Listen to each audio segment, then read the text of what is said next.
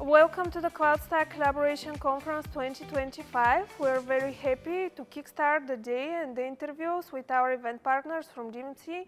We have here Grégoire and Joffrey. Could you introduce yourself with a few words? Yeah. Hello everybody, I'm Joffrey Langsaisana from DIMSI. I work as a cloud expert for more than 10 years in DIMSI, and I work daily on Apache CloudStack. Yeah, I'm Grégoire Lamodière from DIMSI, a cloud solution architect and co-founder of the company in 26. Can you tell us a little bit more about DIMSI as a company, what you're doing? So at DIMSI, we are doing different activities. Activities related to Apache CloudStack is our cloud team, and we are mainly building private cloud around the product Apache CloudStack, and we are helping customers to migrate their workload from on-premise or public cloud to Apache CloudStack. Do you see a huge wave of cloud repatriation happening in 2025? And what is the typical use case of the customers which you're having? Very good question. Yes, we do.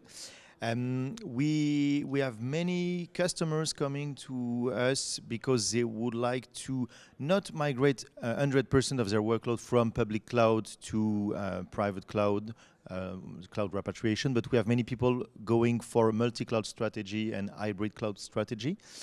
And then, of course, we still have many people coming from the VMware world, and we are going to talk about this in a couple of hours with Joffrey. Anything else to add, Joffrey? No? Okay, and in terms of the challenges of companies which are coming to you and which are using CloudStack and DIMSI services on top, what are the key challenges which you are solving?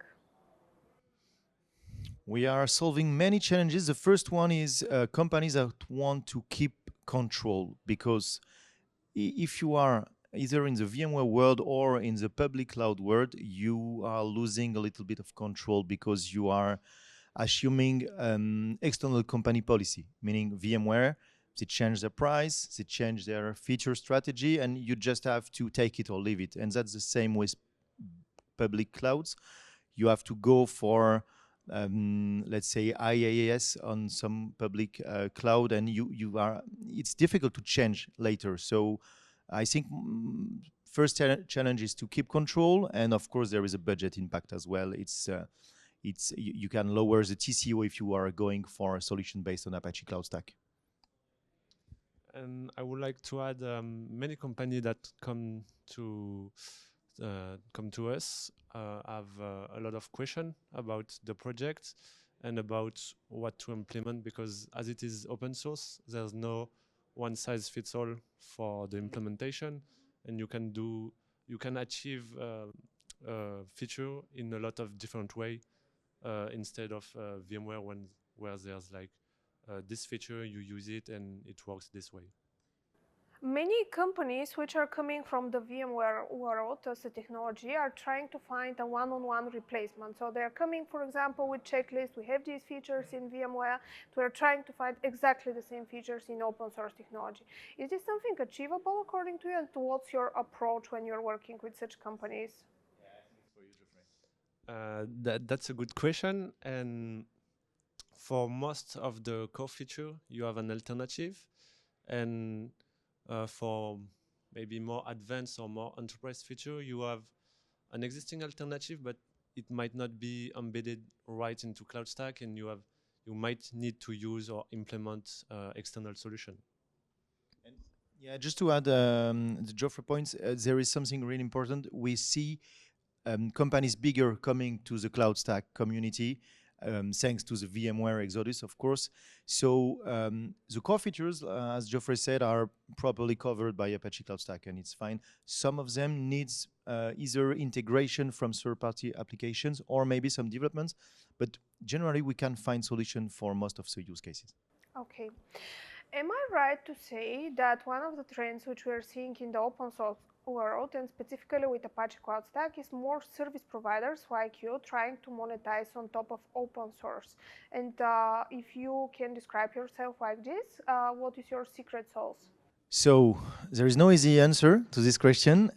Monetization is, of course, a very important part of our activity because we are a company, so we need to earn money. On top of open source is services, and with Joffrey, we are happy to help companies providing services. It means you are not making money on the product, because everybody can use the product for free, can install the product on their own infrastructure. So you have to find different ways, and at DIMSI we think that services is the best way to help customer and to monetize. It means we are selling our time, our experience and expertise. And I would like to add that those open source solutions are essential to companies because, for example, for data sovereignties, where you have big players like Microsoft and VMware, and with the current situation or the previous situation with the Donald Trump policies, for example, you had a lot of question and issue about data sovereignties. You're right. And when you're talking for data sovereignty, if we focus only on Europe, do you think that maybe companies which are using open source can build something like a European sovereign cloud or something which can compete to US-based hyperscalers? I think the starting point will be to have a real European policy regarding the sovereign cloud, and I think right now we don't have this kind of ambition from the European governments. But we have the players, we have big players, we have infrastructure, we have knowledge, technology. So of course we could go for a big European cloud, public cloud player, but I think we are not. It won't be tomorrow. Maybe Joffrey, you already know. But we will be really happy to have this kind of opportunity. On the last user group, which we were having, the last CloudStack user group, you were presenting about the backrow solution in CloudStack. Can you update us? What is the progress with the backrow? Yes, sure. It's still a very important project at DIMSI. We are working a lot. The backrow repository is really active.